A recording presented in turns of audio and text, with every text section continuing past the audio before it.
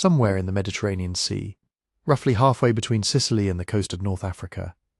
There is a small island that most people could not find on a map without help. It is not especially large. You could drive across it in under an hour. It has no great rivers, no towering mountains, no obvious reason why it should matter to the history of humanity.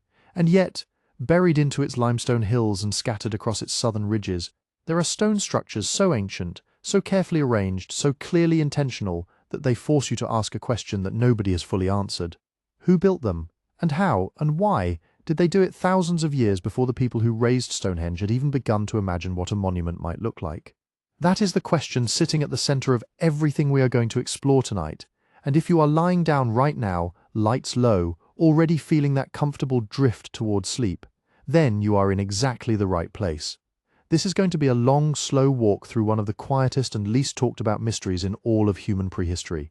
We are going to move through landscapes, through limestone corridors, through rooms filled with carved stone and scattered bone, and we are going to try to understand the people who built something remarkable, and then somehow disappeared, before Stonehenge, before the pyramids, before almost anything we typically think of when we picture the ancient world. Tell me where you are right now and what time it is. I genuinely want to know. Drop it in the comments. Berlin at midnight, Sydney just before dawn, somewhere in the American Midwest at 2 in the morning. I read them, and it never stops being strange and wonderful to think about all those different places and hours connected by the same quiet voice, asking the same slow questions.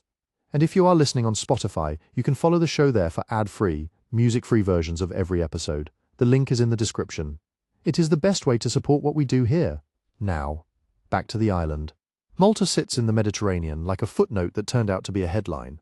It is roughly 316 square kilometers of pale limestone, low scrub, and wind-worn coastline.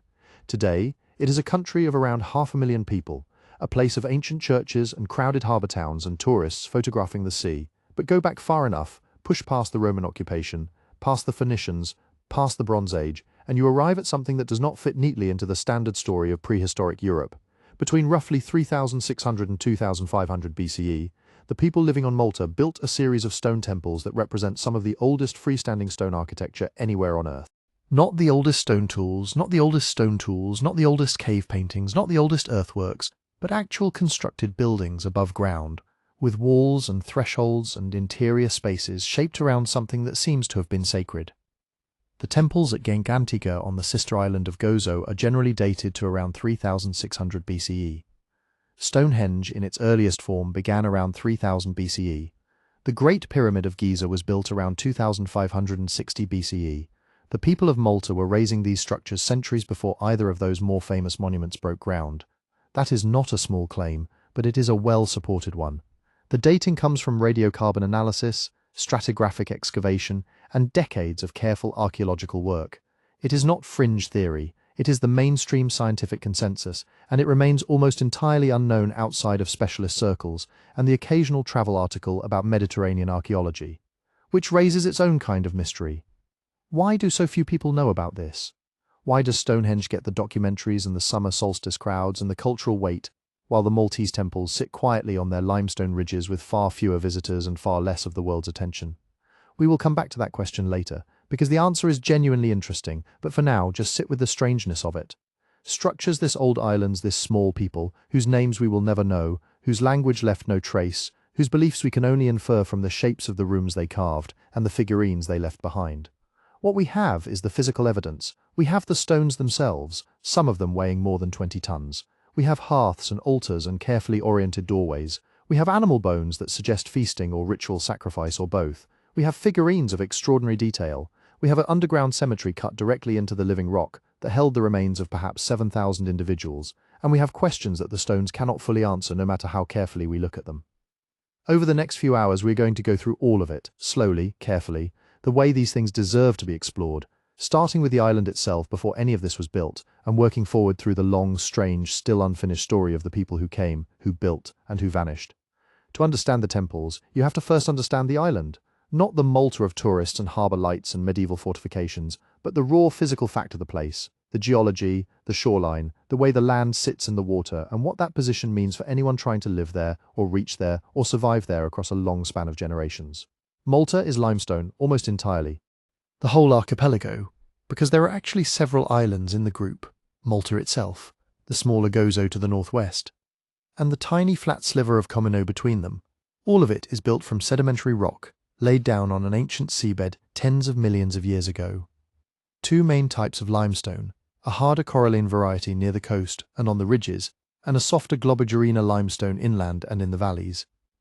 That distinction matters more than it might sound, because the softer stone cuts relatively easily with the tools available to Neolithic people, and the harder stone weathers into dramatic shapes, cliffs and overhangs and natural platforms where the land simply drops away to the sea. The whole island is pale, almost cream-coloured in strong light, and the rock is everywhere. You are never far from an exposed surface, never far from material that could be shaped if you had the time and the patience and the reason. The coastline is indented and complex. Bays that would have offered shelter to small boats, natural harbours that made landing easier, creeks and inlets that gave early inhabitants fresh water in an otherwise dry landscape. Malta sits at roughly 35 degrees north latitude, which puts it in a Mediterranean climate zone with hot, dry summers and mild winters. It is not the easiest place to farm. The soil layer is thin over that limestone base, and rainfall is unreliable, but it is workable. Enough to support a community if that community knows what it is doing, and the position, that is the other thing. Malta hangs in the central Mediterranean at almost exactly the midpoint between the western and eastern basins of the sea. Sicily is about 90 kilometers to the north. The coast of Tunisia is roughly 290 kilometers to the south. Before the age of large ships and reliable navigation, that might sound like isolation, but for seafaring Neolithic communities moving around the Mediterranean in small wooden or reed boats, Malta was not isolated at all. It was a waypoint, a place you could reach from the Sicilian coast on a clear day with favourable winds, a place that sits in the line of sight between two larger landmasses. Anyone moving between the Italian peninsula and North Africa would have had reason to know where Malta was, which brings us to how people got there at all. The earliest human presence on Malta dates to around 5,900 BCE, and possibly somewhat earlier. These were not the builders of the temples. They were the first wave, the founding population, arriving by sea from Sicily with domesticated animals and the knowledge of farming already in hand. We know this because of what they left behind. Animal bones from cattle, sheep, goats and pigs appear in the earliest archaeological layers. Grain impressions in early pottery confirm cereal cultivation. These people did not arrive and develop agriculture from scratch. They arrived with it. They came as farmers who had learned their craft somewhere else and brought it with them across the water. The pottery from this earliest period belongs to what archaeologists call the Gar Dalam phase, named after a cave in the southeast of the island where these oldest deposits were found. Gar Dalam itself is remarkable for other reasons. The cave contains animal bones going back much further. Remains of extinct dwarf elephants and hippos that once lived on Malta during earlier periods, when sea levels were different and land bridges may have connected these islands to larger land masses. But those animals were long gone by the time humans arrived. The people of the Gar Dalam phase were not inheriting an occupied territory. They were colonizing an island that had been empty of human settlement, or very close to it. What daily life looked like for these first inhabitants, we can only piece together from physical evidence, and that evidence is fragmentary. They built houses, or at least they built shelters, substantial enough to leave post holes and floor surfaces in the archaeological record. The structures were modest, small, single-roomed spaces, nothing that would make you pause if you came across them in any other Neolithic context in the Mediterranean world. They kept animals and planted crops. They made pottery that shows regional connections to ceramic traditions in Sicily and southern Italy, which is itself a kind of evidence. Pottery styles travel with people and with trade. The fact that early Maltese pottery resembles Sicilian pottery tells you that the communities on either side of that 90-kilometre stretch of water were in contact with each other, not just once at the moment of first arrival, but probably over multiple generations, exchanging goods and ideas, and possibly people. The tools of this period are stone, flint blades and scrapers, obsidian occasionally, and obsidian is important because Malta has no obsidian of its own. Every piece found on the island had to come from somewhere else, most likely from the volcanic island of Pantelleria to the west, or from Lipari north of Sicily, or from Sardinia. The presence of obsidian in Maltese sites is a small but clear piece of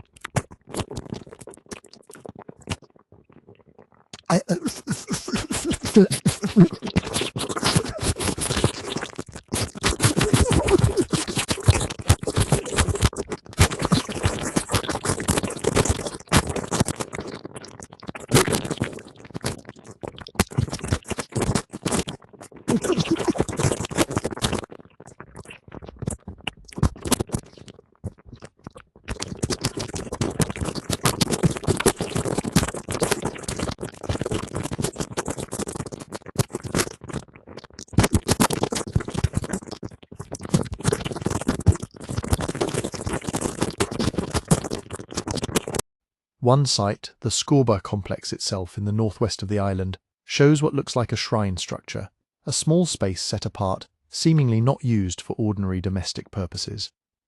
These are subtle signs, the kind archaeologists argue over, but they suggest that by the middle 5th millennium BCE, the communities on Malta were doing more than farming and fishing. They were developing a relationship with the world that involved objects made purely for meaning. The population through all of this was small. We should not imagine anything like a densely settled landscape. Best estimates suggest a few thousand people spread across the islands during the pre-temple Neolithic, concentrated near fresh water, working the thin soils, keeping animals on the scrubby vegetation of the interior. They were not wealthy by any material standard. They had no metal. They had limited access to high-quality stone for tools. The soil they farmed was shallow and the summers were reliably dry. And yet here is the puzzle that sits at the heart of everything we are going to talk about tonight. Somewhere in the mid-4th millennium BCE, around 3600 BCE, or perhaps slightly before, these communities did something that no similarly sized and similarly resourced island population had ever done before. They began to build in stone on a scale that was, by any reasonable measure, extraordinary. Not houses, not defensive walls, temples, structures with interior spaces that were carefully designed, with entrances oriented towards specific points on the horizon, with carved decoration, with evidence of repeated ritual activity over many generations. The question of why this happened on Malta, and why it happened when it did, is one the archaeology cannot fully answer. There are theories, and we will go through them carefully as we move through the individual sites.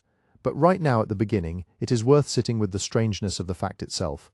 A small island with thin soil and limited resources, a farming community with stone tools and no writing, produces some of the most sophisticated sacred architecture of the ancient world. Centuries before Stonehenge, centuries before the pyramids, in a place that most people today would struggle to locate without a map.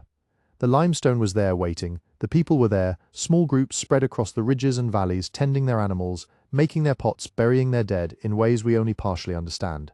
Something made them look at all that pale stone and see not just building material, not just the bones of the island, but the possibility of something sacred, something worth shaping, something worth returning to, generation after generation, for over 1,000 years. What that something was, we are still trying to understand, but the island itself is where we have to start, because the temples did not arrive from somewhere else. They grew out of this place, out of its limestone and its limited resources and its position in the sea between worlds. They are, in a very real sense, the island thinking about itself. If you step back from the individual sites for a moment and look at the Maltese temples as a whole, what emerges is not just a scatter of ruins, but a timeline. A long, uneven, sometimes blurry line carved into the archaeological record, stretching from the first tentative experiments with stone architecture to the last exhausted use of sacred spaces that were already older than anyone could imagine. Archaeologists like to divide that line into named phases. The names are a bit technical, but they help us keep the story straight. After the early Gar, Dalam and Skorba phases we talked about, the temple period proper is usually broken down into several main stages. The Ġebguh phase, roughly 4100 to 3800 BCE, the Mgar phase, around 3800 to 3600 BCE. Then the Great Tarxien cemetery and temple phases, from about 3600 through to 2500 BCE, with sub-phases named after sites like Ġgantija, Saflieni and Tarxien itself. The precise dates vary slightly depending on which specialist you read, and new radiocarbon results still nudge the boundaries back and forth by a century or two, but there is broad agreement on the overall shape. The very earliest hints of pre-temple stone structures and communal tombs appear in the Ġebguh phase, in the early 4th millennium BCE. By the Mgar phase, you start to see more substantial stone architecture and more elaborate burial practices. And then, from about 3600 BCE onward, there is an explosion of monument building that lasts for roughly 1,000 years. Within that millennium, people on Malta and Gozo built, rebuilt and extended structures like Ġgantija, Ħaġar Qim, Mnajdra, Tarxien and the Hypogeum of Ħal Saflieni. The earliest of the big above-ground temples, such as Ġgantija on Gozo, are often placed between about 3600 and 3200 BCE. Ħaġar Qim and Mnajdra seem to belong mainly to the period between about 3600 and 3000 BCE, with later modifications. Tarxien, with its dense carved decoration, is usually dated to around 3150–2500 BCE.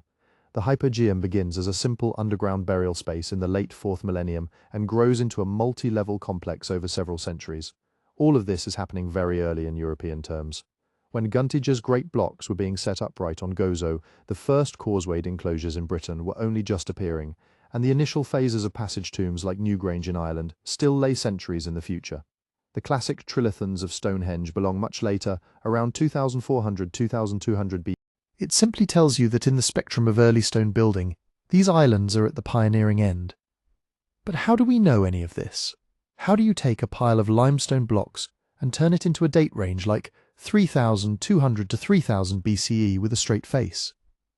The answer is that archaeologists rarely rely on a single kind of evidence. They build their chronologies from several overlapping lines. One is stratigraphy, the simple but powerful observation that, all else being equal, lower layers are older than the ones above them. At many temple sites, you can still see sequences of floors, wall rebuilds, block block block block block block block block block block block block block block block block block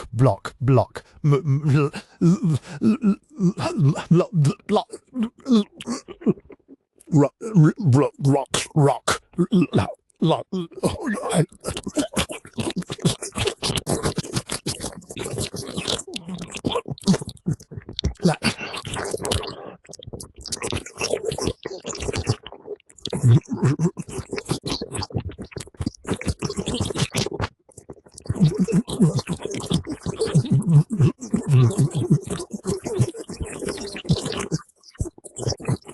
what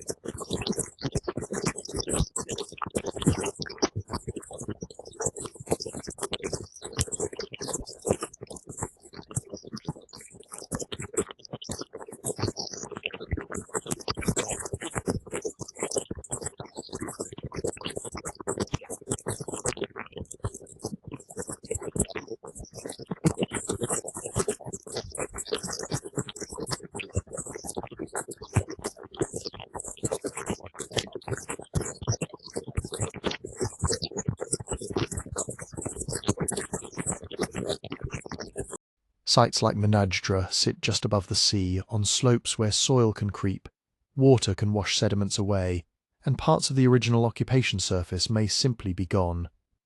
In some places, the earliest phases of a monument might have been right at the edge of the land, on ground that is now lost to cliff retreat or hidden under colluvial deposits. All of that means that the temple chronology is a best fit, a careful weaving together of incomplete data. Archaeologists disagree over details, whether a particular sanctuary started in the late Megar phase or just into the Ġgantija phase, whether the most ornate relief carving at Tarxien belongs early or late in its history. But the broader picture is robust. Between about 4100 and 3000 BCE, the communities on Malta move from modest stone shrines and collective tombs into a full-blown temple tradition. From about 3000 to 2500 BCE, they continue to elaborate, modify, and use those sacred spaces, even as their wider world is changing. When we place Malta against the backdrop of other early monuments in Europe, what we see is not a straight line of influence, not a blueprint passed from island to island, but a scattered constellation of communities all grappling with similar questions. How do you mark sacred space? How do you remember the dead? How do you anchor your myths and your seasons to the landscape? On Malta, the answers to those questions hardened into limestone earlier and more systematically than almost anywhere else. The chronology may be fuzzy at the edges, and the phases may shift as new dates come in, but the core reality stands for over 1,000 years. The people of these small islands repeatedly chose to invest their labor, their skill, and their imagination into stone. The next step is to look more closely at what they built, and to ask what, exactly, makes a Maltese temple a temple. If you strip away the romance and just look at the plans, Maltese temples are surprisingly consistent, not identical, but like variations on a theme. and that theme shows up again and again over nearly 1,000 years. Imagine approaching one of these places when it was new. You don't walk straight into a dark doorway. First, you enter a kind of open forecourt, often a roughly horseshoe-shaped space in front of the building. At Ġgantija, at Tarxien, at Mnajdra, you see versions of this same idea. A cleared, leveled area framed by low stone walls or terraces, sometimes with a slight rise where people might have gathered. From that forecourt, your eye is pulled to a single monumental entrance. In many temples, this is a trilithon doorway. Two upright slabs with a great lintel set across the top, creating a high, almost intimidating frame. The stones are not small, some stand over 5 meters tall. Even if you didn't know what happened inside, the doorway alone would tell you that crossing this threshold meant entering a different kind of space. Step through, and the interior opens out into a series of curved rooms, like petals around a stem. Archaeologists call this the multi-apse plan. Picture a central axis running forward from the doorway, then pairs of rounded chambers branching off to either side. In the earlier temples, you usually get 2 or 3 apses. Later, more complex buildings can have 4, 5, even 6, sometimes added in stages over generations. This basic layout, a forecourt, a single monumental doorway, and a chain of apses, shows up so often that it's hard to see it as accidental. It looks like a shared architectural grammar, a blueprint carried in people's heads and hands as they moved from site to site, from generation to generation. The way they actually built these spaces is just as distinctive. The walls are made of megalithic orthostats, great upright limestone blocks set side by side, with smaller stones filling the gaps. On the outside you often see a rougher face, but on the inside, in the places people would see and touch, the blocks are carefully dressed and smoothed. In some temples, the orthostats are set on low stone plinths, giving the walls a slightly floating appearance. Above those uprights, the builders used corbelling in some areas, projecting stones that jut slightly inward as they rise, narrowing the gap and easing the load. The roofs of most temples are gone, collapsed or robbed out in antiquity, so there's still debate about exactly how they were covered. Some archaeologists think corbelled roofing may have created low domes or vault-like ceilings in certain chambers. Others suggest timber and brush coverings resting on stone ledges. But wherever corbelling appears, you can see people thinking vertically, managing weight, and shaping the upper space as carefully as the walls below. Floors were not left as bare earth. Many interiors were paved with large limestone slabs, sometimes carefully fitted, sometimes interrupted by bedrock left deliberately exposed and levelled. In some cases, thresholds between spaces are marked by especially worn or carefully set blocks, with sockets that probably once held wooden door leaves or screens. You don't just wander from room to room, you cross distinct, physically marked boundaries. Inside, certain features repeat so often that they start to look like the basic toolkit of temple architecture. Stone altars, blocky, table-like constructions made of smaller fitted slabs, often stand against the inner sides of apses or along the central axis. Some are plain, others have a shallow depression on top, or low rims, as if meant to contain offerings. A few bear carved spirals, plant-like motifs or panels of small drilled holes.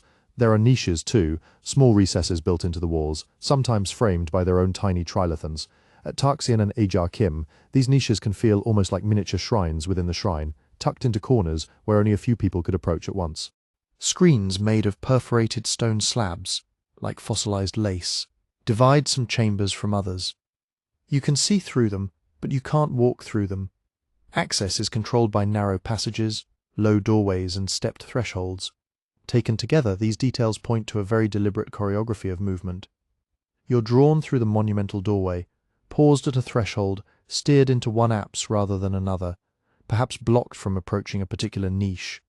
Only certain people may have gone beyond specific screens or stood beside particular altars.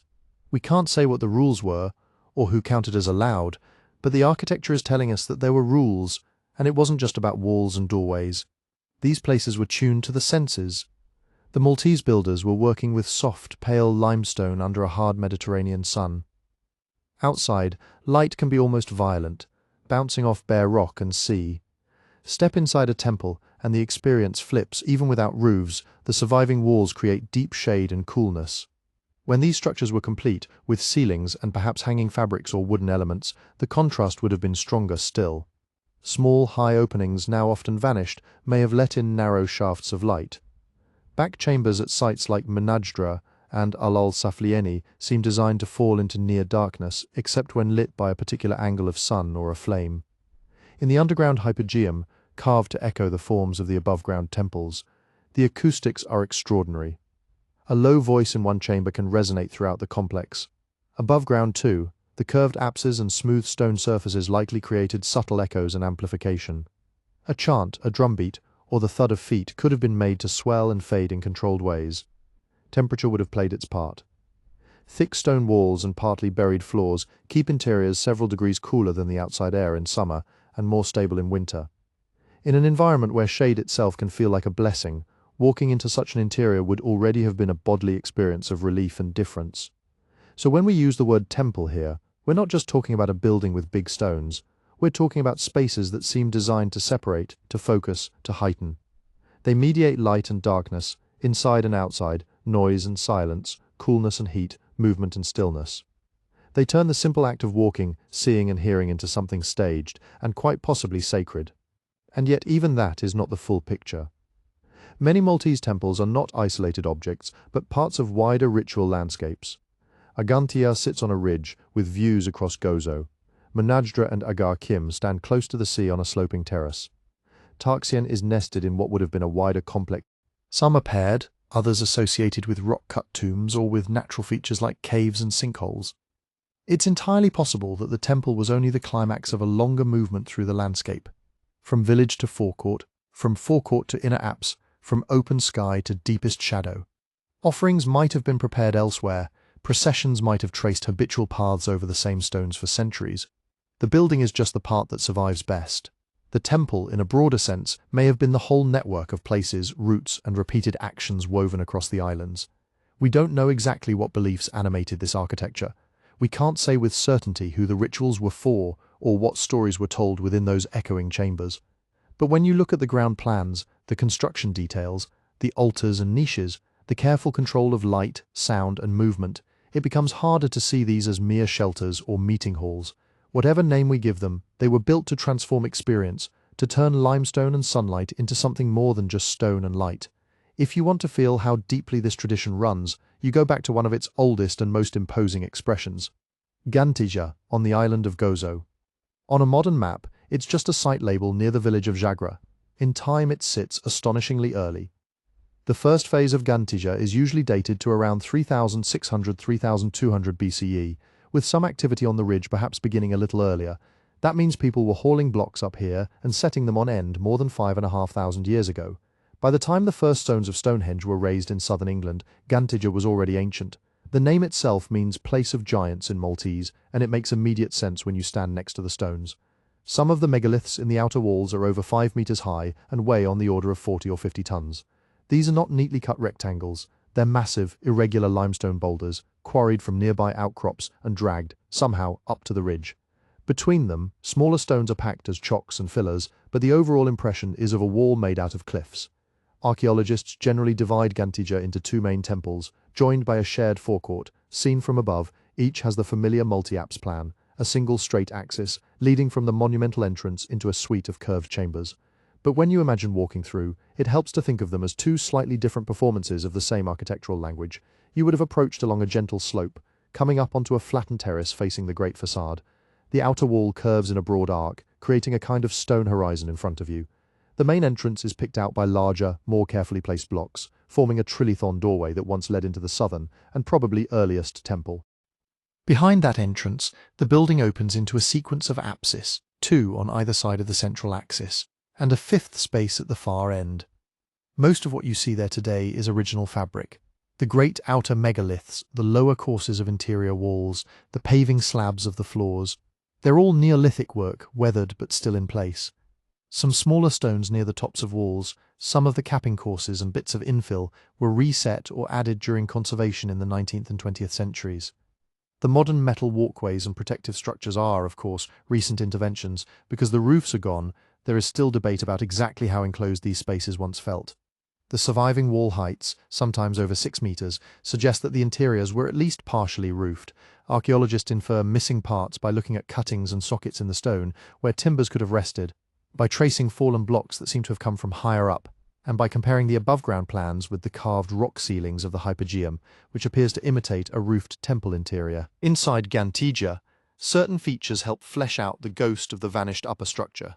Stone altars, built from thinner limestone slabs set upright and topped with flat surfaces, hug the sides of apsis. In places you can see the remains of low plaster coatings and traces of red ochre on the walls, evidence that the interiors were once colourfully finished, not bare white rock. A series of stone holes in the floors and thresholds may have anchored wooden posts or screens, used to subdivide spaces or control who could stand where. None of that timber survives, but the pattern of stone fixings lets archaeologists sketch its likely presence. When Ġgantija was first known to early antiquarians, much of this subtlety was lost under rubble, soil, and later walls. The initial reaction recorded in travellers' accounts from the 18th and 19th centuries was simply amazement at the size and age of the stones. Without radiocarbon dates, many people assumed the complex must be Phoenician, Roman, or even later. The idea that it belonged to a pre-metal stone tool-using farming community felt implausible, hence the legends. Local folklore didn't imagine patient teams of Neolithic builders levering blocks with wooden rollers. It spoke instead of a giantess who carried the stones on her head while nursing her child, building the temple in a single night. Other stories told of a race of giants who once ruled Gozo, leaving behind their colossal sanctuary when they vanished. These tales are not evidence for actual giants, but they are evidence of how out of scale Ġgantija felt, and still feels when you try to match it to ordinary human effort. Over time, excavation, careful measurement, and radiocarbon dating from associated deposits have relocated Ġgantija firmly in the Neolithic. Animal bones and pottery buried in and around the structure, along with traces of domestic debris from nearby settlements, point to a farming community between roughly 3600 and 3000 BCE as the likely builders and users. No inscriptions tell us what they called the place or how they explained it to themselves. The giant stories are later attempts to fill that silence, yet those later legends do capture something about the impact these earliest temples must have had. When the first phases of Ġgantija rose on this ridge, they would have been unlike anything else in the central Mediterranean. There are earlier ritual sites and megalithic markers in other regions, dolmens, passage graves, standing stones, but a complex like Ġgantija with its multi-apse plan, massive orthostats, paved floors, niches and altars, seems to represent a new level of architectural and social investment in a single sacred focus. At the same time, we have to be careful not to turn Ġgantija into a convenient first temple for a story that may have been more gradual. Other, perhaps simpler structures may have stood nearby and vanished entirely. Some archaeologists suspect timber sanctuaries or lighter stone shrines preceded the megalithic phase, leaving only faint traces under later construction. It is also possible that Ġgantija was part of a short, intense burst of monument building on Gozo and Malta, drawing on ideas circulating more widely around the central Mediterranean. What we can say is that Ġgantija stands very early in the Maltese sequence and already shows the key elements that would define the temple tradition for centuries: the forecourt, the monumental entrance, the chain of apsis, the altars and niches, the careful choreography of movement. It is as if an entire architectural grammar appears here in nearly complete form, to be varied and elaborated at sites like Ħaġar Qim, Mnajdra and Tarxien. Whether Ġgantija was the origin point of that grammar or simply its earliest surviving masterpiece is still open. Either way, by the time the last stones were set in its walls, a new way of shaping sacred space had taken hold on these small islands in the middle of the sea, a way of building that would ripple outward in stone for generations to come. If Ġgantija is about mass and age, Ħaġar Qim adds something else to the story. Setting. Unlike the more inland ridge of Ħaġar, Ħaġar Qim sits on a bluff above Malta's southern coast, looking out toward the open Mediterranean. When the first stones were raised here, sometime around 3600–3200 BCE, sea levels were a little lower than today, and the shoreline lay slightly farther out. Even so, this was a temple on the edge of land, with the horizon of water permanently in view. It is difficult to believe that was accidental. A coastal site can give you line of sight to distant headlands, the track of the sun as it rises and sets along the sea, the movement of storms building on the horizon. It can also feel exposed, a place where you are more aware of wind, light, and weather. Some archaeologists have suggested that temples like Ħaġar Qim may have been sited to anchor people in a wider world, to create a fixed, human-made focus in front of a changing sky and an unbroken stretch of water. Whether or not that was consciously intended, the contrast between the immobility of the stones and the shifting surface of the sea is hard to ignore. Like Ġgantija, Ħaġar Qim is built in the familiar Maltese fashion, huge outer megaliths forming a curving facade, smaller stones used as packing and infill, and a plan that unfolds through a monumental entrance into a suite of apsis and chambers. But here the scale and character of the stonework feel different. Some of the blocks at Ħaġar Qim are among the largest used anywhere in the island temples. One great upright in the outer wall weighs perhaps 20 tons. Others, lying prone, have been estimated at 40 or more. The limestone here is Globigerina, soft and relatively easy to work when freshly quarried, but vulnerable to weathering over millennia. The builders exploited its softness to shape smoother surfaces, rounded corners, and in places, the drilled holes and carved sockets that give the architecture its distinctive texture. The main entrance leads through a trilithon doorway into an elongated central space with apsis branching off on either side. Further in, the plan becomes more complex, with secondary chambers and side niches opening from the main axis. Some of these inner spaces feel tighter and more enclosed in plan, suggesting zones of increasing restriction as one moved deeper into the temple. Low stone screens and door slab thresholds, preserved in part, hint at ways of controlling access, who could see what and from where. Within this architecture, Ħaġar Qim has yielded an unusually rich set of finds. Excavations in the late 19th and 20th centuries uncovered stone altars, sometimes decorated, set into the sides of apsis. One famous altar shows low-relief carvings that have been read, cautiously, as stylized plant forms, perhaps a representation of vegetation or grain, perhaps just a preference for certain repeating motifs. Even more evocative are the figurines.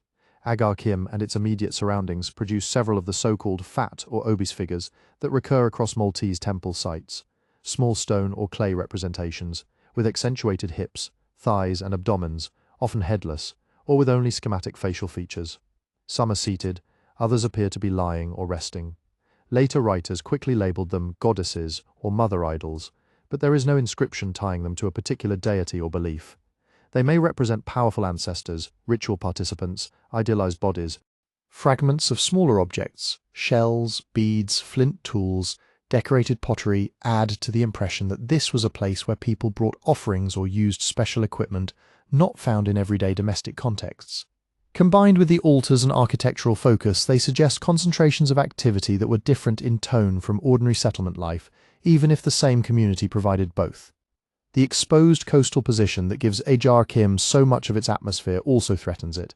Over 5,500 years wind-driven salt, rain and thermal stress have eaten into the limestone. Edges soften, carved details blur, surfaces sprawl and flake away. Early antiquarians already noted damage. More systematic studies in the 20th century documented accelerating erosion. In response, modern conservators have made choices that change how the site feels. Since 2009, Ħaġar Qim has been protected under a large tensile fabric shelter intended to reduce direct sun, limit rainfall, and slow the action of salt and frost on the stones. Additional supports, drainage works, and subtle reinforcements have tried to stabilize leaning blocks without completely rebuilding them. These interventions are intrusive in one sense. They add modern forms to a prehistoric landscape, but they are also what allow the temple to continue existing above ground at all. Standing within the sheltered ruin, you can still reconstruct in outline how gatherings might once have unfolded here. The forecourt outside the main facade offers a space where larger numbers of people could assemble. Within the temple, the sequence of narrowing passages and side chambers hints at a choreography that divided participants. Some remaining in the outer zones, others admitted further in, perhaps in smaller groups or specific roles. It is possible to imagine rituals keyed to the environment around them, processions timed with sunrise over particular points on the horizon, offerings or feasts when certain seasonal winds arrived, ceremonies that marked the return of migratory animals or the start of planting. The presence of altars and figurines makes it tempting to populate these imagined scenes with acts of sacrifice, invocation, or commemoration. But the evidence remains indirect. We have stones, objects, and bones, not liturgies. What Ħaġar Qim does show very clearly is the continued evolution of a temple tradition that was already old by 3000 BCE. Here, on a ridge above the sea, the Neolithic builders of Malta brought together colossal blocks, carefully shaped internal spaces, and a cluster of symbolic artifacts, and set them against the open horizon. Whatever precise meanings their rituals carried, they chose to express them in a dialogue between enduring stone and the ever-changing sky and water in front of it. If Ħaġar Qim feels like a temple balanced between land and open water, Mnajdra, just down the slope, is where the question of sky and seasons comes into sharpest focus. The site is actually a cluster of 3 temples, built in a loose arc on a terraced shelf of rock above the same southern coast. From here, the land falls away toward a low, broken horizon. There are no high cliffs blocking the view, no dense forest as there might have been in prehistory, just a broad sweep where sea and sky meet. When construction began, perhaps around 3600–3200 BCE for the earliest parts, That horizon would have been much as it is today, a clean, distant line along which the sun appears and disappears, day after day, year after year. The three Mnajdra temples sit close together, sharing walls and forecourts, but each with its own entrance and interior plan. The uppermost is the simplest and probably the earliest. The middle shows elaboration, with more carefully formed apses. The lowest, sometimes called the lower or southern temple, is the most architecturally refined, with a facade set back slightly from the others and an entrance that looks out across the open vista. It is this lower temple that has drawn the most attention from people interested in ancient skywatching. Its main doorway is a trilithon of upright stones and a lintel, opening from a paved forecourt into the central passage. If you stand in that entrance and look outward, the line of sight runs directly over the terrace and out toward the southeastern horizon. The axis of the doorway and of the inner passage does not point due east. It is skewed slightly. That skew is what has made some archaeologists and archaeoastronomers pause. Measured against the modern compass, the axis of the lower temple's entrance aligns reasonably closely with where the sun rises at the equinoxes and at the solstices. On or near the days when day and night are of equal length, the rising sun appears near the center of the doorway as seen from inside. Around the summer and winter solstices, sunrise shifts toward the outer edges of the doorway and the flanking stones. Computer simulations and on-site observations suggest that under clear conditions, the first rays at specific times of year would have grazed the edges of particular blocks and lit up certain parts of the inner space, differently from others. These patterns have led to widely repeated claims that Mnajdra is a calendar temple deliberately aligned so that its builders could mark the turning of the year. Some researchers have documented how, at the spring and autumn equinoxes, light entering the doorway seems to strike particular slabs at the back of the temple relatively symmetrically, whereas at the solstices it falls more to one side. Others note that some of the uprights inside are pitted with small drilled cavities arrayed in rows, and have proposed that these might have been used as counting devices in combination with moving shafts of light. There is probably something real behind at least part of this. Aligning a building to the rising or setting sun is not especially difficult if you care about it. You do not need metal instruments or advanced mathematics. You only need patience, clear sight lines, and a tradition of careful watching. If a community uses the horizon as a reference anyway, paying attention to when certain winds arrive, when migratory birds first appear, when storms tend to build, then noticing where the sun rises on key days is a natural extension of that habit. But the evidence has limits, and not every line on a plan proves intention. The horizon at Mnajdra is not perfectly flat. Atmospheric refraction shifts the apparent position of the sun slightly. Erosion and collapse have altered the exact shapes and positions of some stones over the last 5,500 years. Different surveys have produced slightly different measurements for the temple's axis, and not all scholars agree on how tight a match is needed before we should speak with confidence about designed solar alignments. There is also a more basic caution. Buildings can face a particular direction for many reasons at once. An entrance might be placed where the ground is most stable, where drainage is easiest, where a path from a nearby settlement naturally approaches, or where the facade reads best against the landscape. A line that happens to fall near an equinox sunrise could be coincidence, or a secondary consideration folded into a design that was driven by other concerns. The same stone, catching a blade of dawn light twice a year, could be pleasing or significant without turning the entire structure into an observatory in the modern sense. So Mnajdra sits at an interesting intersection between measurable geometry and interpretive restraint. The lower temple especially seems to have been oriented with the horizon in mind. Its doorway is not tucked into a hollow or turned toward an inland feature. It opens to light. Inside, the plan funnels that light along a gently curved axis, intensifying it in some zones, leaving others in comparative shadow. Over the course of a single day, morning sun would have crept deeper into the central space, picking out different carved surfaces and altars, then retreated again as the sun climbed and the angle changed. Over the course of a year, the path of that moving brightness would have shifted slightly north and south along the walls and screens, as the sun's rising point drifted along the horizon with the seasons. If people were attentive to this slow dance, and it is hard to imagine Neolithic farmers on a small island not being attentive to the seasons, the temple could have functioned as a kind of embodied memory of the year's rhythm. The return of light to a particular stone might have served as a cue that certain tasks should begin, turning soil for planting, preparing fields for sowing, anticipating the time when stored grain would need to stretch until the next harvest.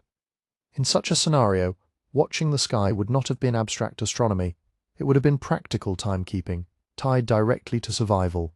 At the same time, practical and symbolic motives rarely separate cleanly. a community that marked the equinox sunrise because it roughly coincided with the right moment for planting, could also invest that morning with stories about renewal, balance, or the favor of ancestors and unseen powers. A shaft of light that briefly illuminated a carved slab or a particular altar once or twice a year might have been experienced as a visitation, a sign that a certain ceremony was due. Repeated over generations, those patterns of light and shadow could become part of the ritual script, even if no one any longer remembered when or why the original alignment was chosen. In that sense, Mnajdra does not have to be either a scientific instrument or a purely symbolic shrine. It could be both or something in between, a place where people gathered to do things that mattered to them. At times of year they knew were important, in a building whose relationship to the horizon helped make those times visible and memorable. The care with which the stones were set, the choice of that particular terrace with its open view, and the repeated use and modification of the site across centuries all suggest that its makers were not indifferent to the sky above it. Whether they thought of themselves as measuring the year, honoring beings connected with the sun, marking moments for agriculture, or all of these at once, Mnajdra stands as one of the clearest places where architecture, light, and the turning seasons might have come together in the lives of Malta's Neolithic temple builders. If Mnajdra feels like light, horizon, and timing, Tarxien feels like something else entirely. It is dense, enclosed, and intensely worked. Where the earlier hilltop temples lean on the drama of their settings, Tarxien brings the drama inside the stone.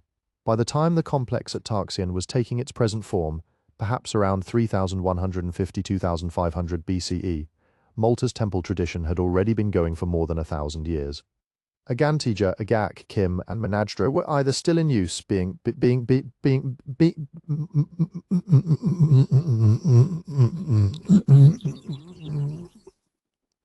like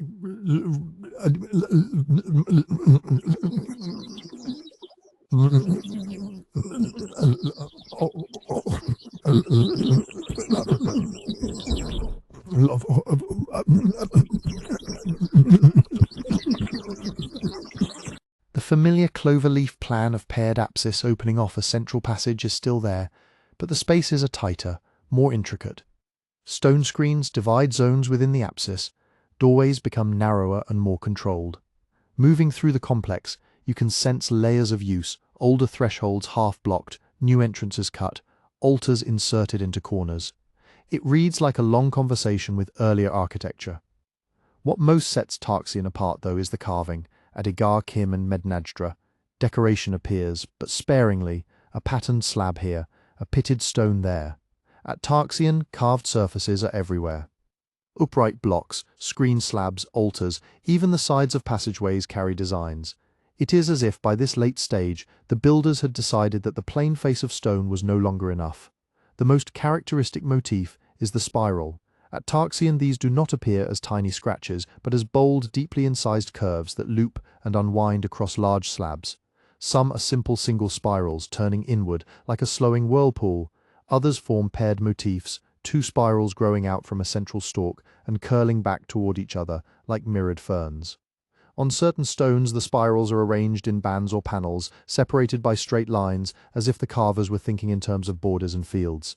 Spirals are not unique to Malta. Variants appear on megalithic art in Iberia, Brittany, and eventually at sites like Newgrange in Ireland, thousands of years later. But at Tarxien they seem to reach a kind of local climax, confident, large-scale, and integrated into the architecture. They run along the inner faces of low stone screens that define movement through the temple. They curve across altars.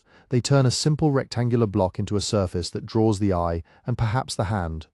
Alongside the spirals, there are other relief designs. Some slabs are covered in rows of small pits drilled or pecked into the surface, forming dotted patterns.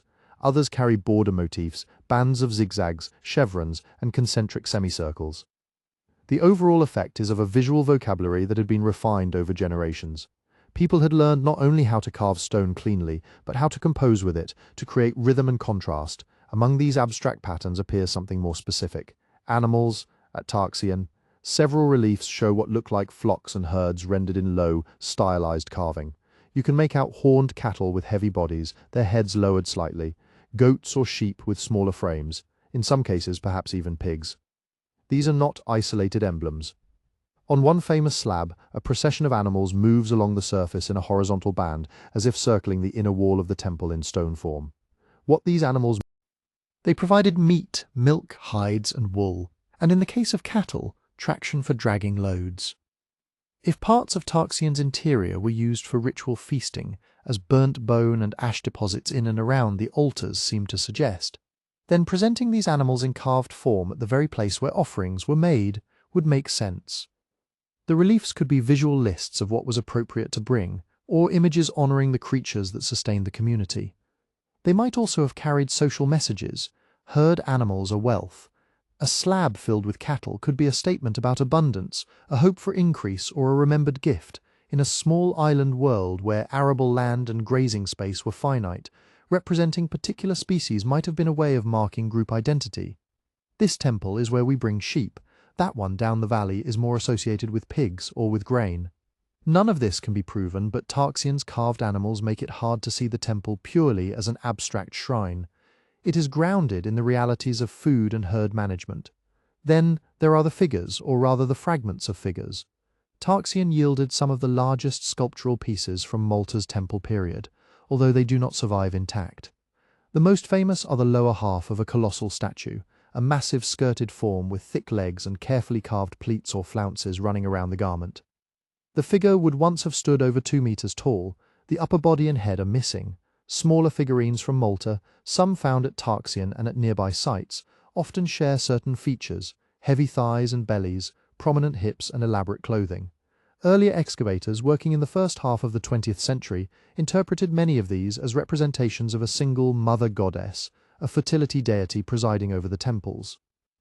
The large skirted statue at Tarxien was folded into this idea. It became, in guidebooks and popular accounts, the fat lady of the temples. Today, scholars tend to be more cautious. Part of the problem is that the pieces are incomplete. Without heads, arms, or clear attributes, it is difficult to say exactly whom or what they represent. The emphasis on bulk and clothing could indeed relate to fertility and plenty, but it could just as well signal age, status, or an ideal of well-being. Some researchers have suggested that the big Tarxian figure might not be a goddess at all, but a stylized human, perhaps representing an ancestor, a community, or an abstract role, rather than a personified deity. Whatever the identity, the scale and workmanship tell us something about the people who made it.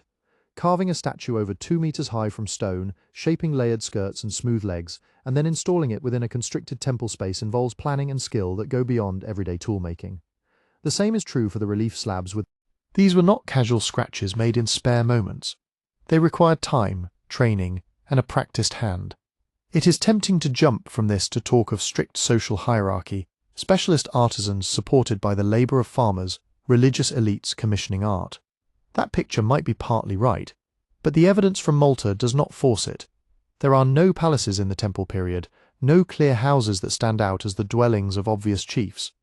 What Tarxien does suggest is increasing specialization of tasks within a community that had grown in size and complexity over centuries. Some people, perhaps those with patience and a good eye, became adept at working limestone. Others planned the layouts, managed the quarrying, organized feasts, tended herds, watched the seasons. In such a setting, carvers need not have been a separate class. They could have been farmers who, at certain times of year, took on the role of sculptor for the temple. The intensity of decoration at Tarxien reflects a tradition mature enough to allow these roles to exist and be valued. Taken together, the spirals, dots, animals and statues turn Tarxien into something like a stone manuscript. It records not sentences, but habits of thought, an attraction to turning, flowing lines, a concern with herd animals and food, an interest in powerful, perhaps larger-than-life bodies. It condenses into carved surfaces the experience of a community that had been building temples, tending fields, and burying its dead on this island for many generations. Yet, even at Tarxien, with all its decoration, the story is incomplete. The upper half of the great statue is gone.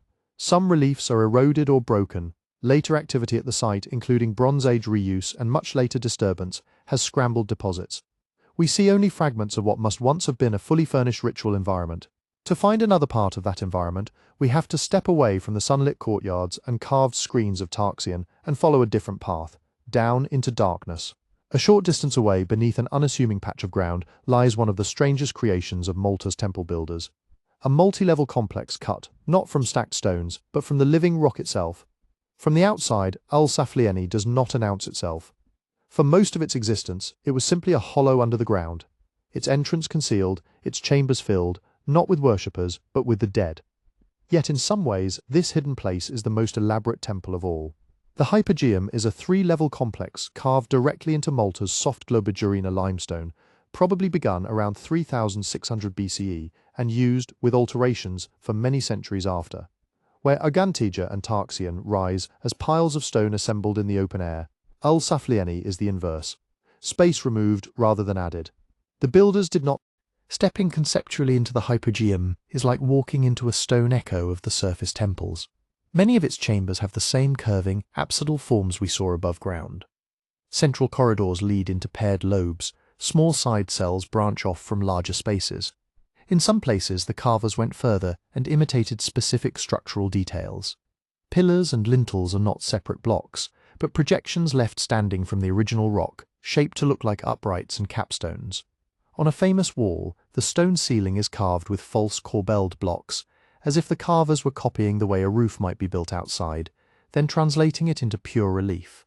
The effect is of a world turned inside out, temple architecture transplanted into the underworld. The Hypogeum is not a simple cave. Its rooms vary in size and complexity, from tight, low niches to a large central chamber with smoothly curving walls. Passages link levels, sometimes with awkward steps, sometimes with neat, squared openings that feel deliberately framed. Red ochre paint survives in patches, spirals, spots and bands on ceilings and walls, echoing the carved patterns of Tarxien in pigment rather than relief. When it was in use, the interior surfaces would not have been blank. They were worked, coloured, and carefully shaped. Yet this was not, as far as the evidence goes, a place primarily for the living to gather in large numbers. It was a burial ground.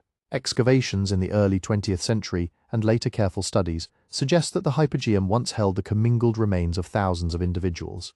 Estimates vary, numbers like 6,000 or 7,000 are often quoted, but whatever the exact figure, it is clear that this was not a cemetery for a small family. It served a substantial community over many generations. The burials here were not neat rows of individual graves. Bones were often shifted, stacked and rearranged. Skulls might be grouped together, long bones set aside, smaller bones lying mixed. Some people were probably placed in the chambers whole, allowed to decompose, and then partly moved to make room for later deposits. This kind of treatment is familiar from other Neolithic sites in Europe and the Mediterranean, where the dead were not simply sealed away but revisited, reorganized, and in a sense, curated. What that meant in practice is hard to reconstruct. We do not know the sequences of ritual, who entered, how often, what was said or done in the dark, but the pattern of commingling suggests that individual identity, as we think of it, may not have been the focus. Over time, people became part of a collective ancestry, their bones literally joined with those of others. The Hypogeum is less a set of separate tombs than a shared house of the dead. With the bones came objects. Excavations uncovered pottery vessels decorated in styles comparable to those of the surface sites. Beads and pendants made from stone, shells, and more rarely imported materials, flint and obsidian tools, and a small number of carved figurines. One of the best known is the so-called sleeping lady, a tiny figure of a reclining person on a couch or platform found in one of the chambers. The figure's posture, lying on the side, knees drawn slightly up, head resting, has often been linked to sleep or peaceful death. It is tempting to read this image as a straightforward symbol of the dead in repose, or of a goddess guarding those who lie here. It may be something like that, but we should be cautious. The figurine is small, portable, and could have had multiple meanings. It might represent a human, a spirit, an idealized sleeper, or a person engaged in some other ritual state. The same caution applies to the beads and pottery. Were they personal possessions, offerings given at the time of deposition, or objects with a longer biography brought into the Hypogeum repeatedly for use in ceremonies before finally being left behind? The archaeological record preserves their presence, but not their stories. One aspect of the Hypogeum that has attracted particular attention is its acoustics. In one chamber, sometimes called the oracle room, a niche and low-vaulted ceiling create unusual effects on the human voice.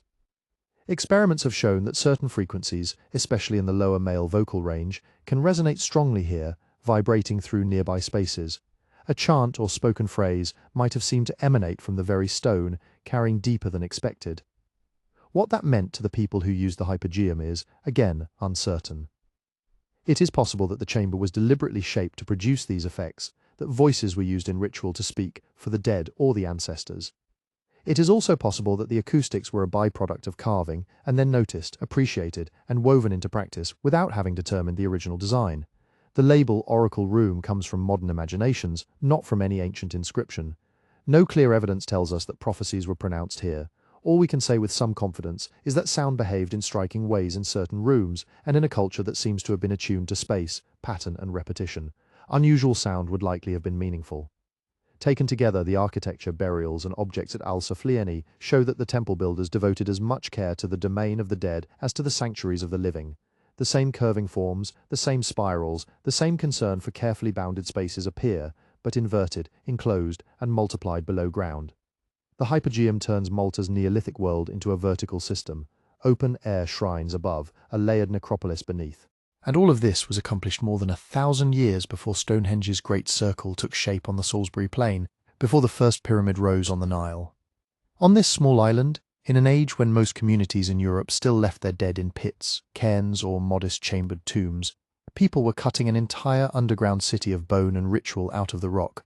How a community with simple tools managed both the soaring megaliths of the surface temples and the hollowed volumes of the Hypogeum is one of the enduring puzzles of Malta. To get closer to an answer, we have to leave the chambers of the dead and return to the stones themselves, to the problem of how you move and raise blocks that weigh as much as a small house. Stand for a moment beside one of the uprights at Ġgantija or Tarxien in your mind. The block is 3 or 4 meters high, some weigh 20 or 30 tons, a few approach 50. There is no metal, no draft animals as far as we can tell, no wheels in regular use, and yet these stones are not random boulders left by nature. They have been chosen, detached from the bedrock, shaped, transported, and set into stable walls that have stood for more than 5,000 years. That is the practical mystery. We can start with the rock itself. Malta's temples are almost entirely built from 2 kinds of limestone, a softer pale globigerina and a harder, more durable coralline. Both occur in layers across the islands, rising in low cliffs and shelves. At several sites, archaeologists have identified what look like associated quarries, places where the same beds of stone have been cut back, half-detached blocks still lying in place, channels opened around them. Here the process becomes a little clearer. With no bronze or iron, the quarry workers used other stones as tools. Hammerstones of harder rock, often imported beach cobbles, have been found at temple sites and quarry areas, their surfaces pitted and bruised from heavy use.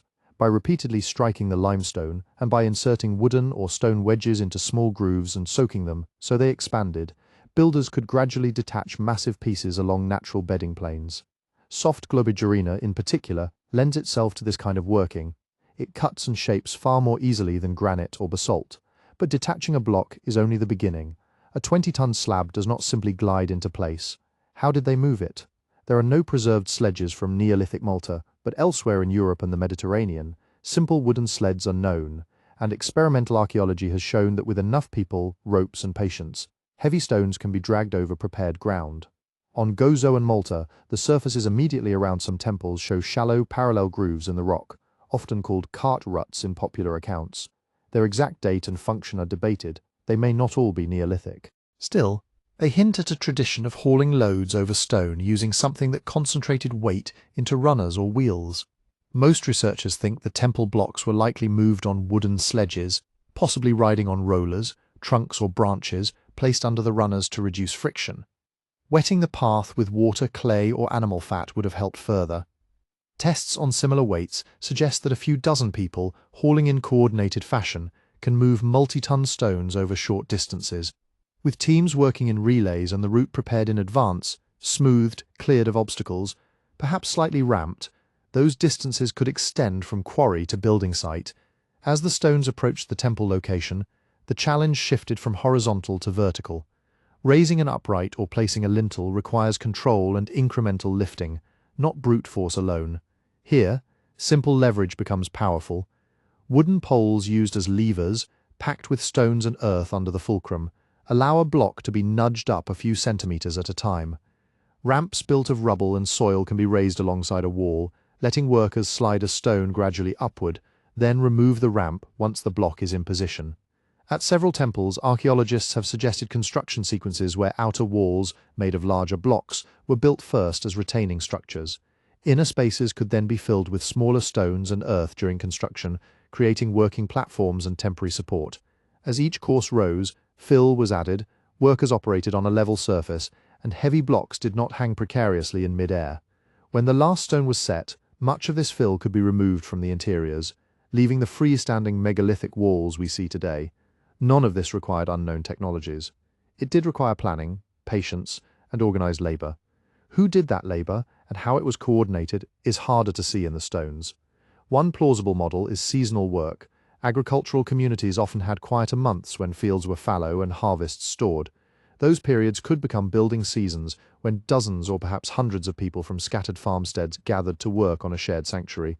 Certain individuals, those with experience from earlier phases, or with particular knowledge of stone and timber, may have acted as specialists directing tasks that others learned by doing. The motivation would not have been wages in the modern sense. The temples, the Hypogeum, the carved and painted spaces all suggest that building itself was part of ritual life. Hauling a block might be an offering, lifting a stone into place a collective act tied to feasting, to ancestry, to the renewal of social bonds. In that framework, labor is not simply work, it is participation in something that gives the community its identity. How many people were involved? How long did a single Here we move from plausible engineering into conjecture. Estimates vary widely. Some models imagine a core team of a few dozen skilled workers over many years. Others a surge of hundreds during key phases. The archaeological record shows tool marks, abandoned blocks, rough-outs in quarries, and stones at different stages of shaping at different sites. It does not preserve schedules, rosters, or instructions. We can say that with stone hammers, wedges, levers, sledges, rollers, and ramps, the achievements of Malta's temple builders fall within the limits of what human muscle and simple machines can do. We can point to quarries, to the nature of the limestone, to experimental reconstructions that move similar weights. Beyond that, much remains open. The songs they sang while hauling, the agreements that brought separate families together for such work, the rituals that marked a stone's journey from untouched bedrock to sacred wall, those are questions that lead beyond engineering into economy and daily life, into what kind of agricultural world could support the building of megalithic sanctuaries 1,000 years before Stonehenge. To imagine that agricultural world move away from the temple courtyards for a moment and out into the landscape around them. 5,000 or 6,000 years ago, those slopes and plateaus were not bare rock and apartment blocks. They were a patchwork of small clearings, fields of emmer, wheat and barley, garden plots for pulses and flax, perhaps small orchards on deeper soils. Between them, scrub and low woodland where goats and sheep grazed, and tracks worn by bare feet moving between scattered farmsteads. We know these people were farmers and herders, not just because of the general story of the Neolithic, but because their rubbish says so. In the fills and middens around the temples, archaeologists find quantities of animal bone. Goat and sheep dominate, along with cattle and pigs. There are sherds of storage jars, sometimes quite large, thick-walled vessels that would have held grain, dried pulses, maybe even salted meat or dairy products. Charred seeds recovered from temple layers and nearby settlements show the classic Near Eastern crops: barley, wheat, lentils. This is the standard package that had already crossed from Anatolia into the Balkans and Italy by around 6000 BCE, then continued island hopping into Malta. By the time the first major stone sanctuaries appear, around 3600 BCE at Ġgantija, the islands had been farmed for centuries. Soil cores suggest episodes of deforestation, erosion, and then relative stability. In other words, people were clearing land, grazing animals, and learning how much the thin Maltese soils could take diet clues from animal remains, offer a more intimate glimpse of daily meals. The bones are often broken in ways consistent with marrow extraction. Burn marks on certain fragments point to roasting, boiling, repeated cooking. Age profiles of the herd suggest managed slaughter. Many sheep and goats killed at prime meat age, some kept longer for milk or breeding. Cattle, when present, seem to have been more precious. Some were probably used for traction, but even a few beasts could provide huge quantities of meat when sacrificed. Fish bones and marine shells appear too, though in smaller quantities than you might expect on an island. That may reflect preservation bias, or simply that fishing was a supplement, not the core of the diet. But worked shells, beads, and the occasional exotic species hint that the sea was not just a larder, it was a highway and a source of symbolic materials. All of this points to communities that could, at least in good years, produce a surplus beyond daily subsistence. That surplus is where ritual architecture becomes economically possible. You cannot spend weeks hauling stones if everyone is living harvest to harvest with no buffer. You cannot gather dozens of people at a temple for days if all hands are needed in the fields. Yet the temples exist, and the animal bones around them speak of gatherings that were more than ordinary meals. At several sites, the faunal remains show patterns that many researchers interpret as traces of feasting. There is a concentration of limb bones, high-value cuts, rather than just the random scatter you'd expect from everyday butchery. Many bones come from animals killed young, precisely at their best for meat. Some deposits include multiple individuals of the same species, slaughtered at roughly the same time, their remains left together. None of this proves a single massive banquet with trumpets and crowds. The evidence is granular, spread through layers, sometimes disturbed, but taken together, it fits a picture of repeated special events. Animals chosen, killed, butchered, cooked and eaten at or near the temples, with the bones left as part of the place's history. Feasting serves several functions in small-scale societies. It is a way to display generosity and redistribute surplus. It is a reward for labor, come help with the harvest, or with the building, and eat well. It marks seasonal transitions and life events with more than words, and it creates shared memories. The taste of rare meat, the smoke, the buzz of being well-fed among kin and neighbors, these are the kinds of experiences that bind groups together. In an island setting, such feasts might have doubled as periodic gatherings that stitched scattered hamlets into something like a regional community. People arrive at the sanctuary bringing not just animals but news, potential spouses, small trade goods, and information about weather, crops, and the wider sea. Those wider connections leave their own quiet signatures in the ground. The pottery of the Maltese temple period is not entirely isolated. Certain vessel shapes and decorative habits echo styles from southern Italy and Sicily. The clay itself in most cases seems local, but tempers. Crushed stone, shell, plant fibers vary in ways that may map onto different communities or workshop traditions. A few pieces, based on petrographic analysis, probably did come from off-island, suggesting either imported pots or travellers who carried their own cooking and serving gear. Stone tells a similar story. Obsidian, volcanic glass perfect for razor-sharp blades, does not occur naturally on Malta. Yet, obsidian flakes and tools have been found at temple sites. Chemical analysis points to sources on Lipari and Pantelleria, islands north of Sicily and off Tunisia. That means direct or indirect maritime contact over hundreds of kilometers. Even some of the hammerstones used to shape temple blocks are made from tougher rocks not native to the immediate surroundings, probably collected from beaches or brought from elsewhere in the archipelago. Red ochre pigments and particular kinds of flint likewise seem to have travelled. None of these are luxury imports on the scale of later Bronze Age amber or gold. They are practical materials, exchanged along slow, low-volume networks. A few nodules of obsidian passed from boat to boat, a new pot style copied by a local craftsperson after seeing a neighbor's jar at a gathering. But they show that the temple builders were not economically sealed off. Their rituals and their subsistence were embedded in a Mediterranean web of movement and imitation. Crucially, we do not see strong evidence for a centralized state directing this economy from above. There are no palaces, no clear elite residences towering over common houses, no archives. The temples themselves are elaborate, but they do not read like royal compounds. The distribution of everyday artifacts does not scream sharp social stratification. A more modest, and probably more realistic, model is one of coordinated households. Extended families controlling small territories of land and herds, pooling labor and surplus at times of need and opportunity. Calendrical knowledge tied to the sky. Those alignments at Mnajdra, the changing light at solstices and equinoxes, would help schedule planting, harvesting, and the safest windows for sea travel. The same calendar could schedule rituals and building phases.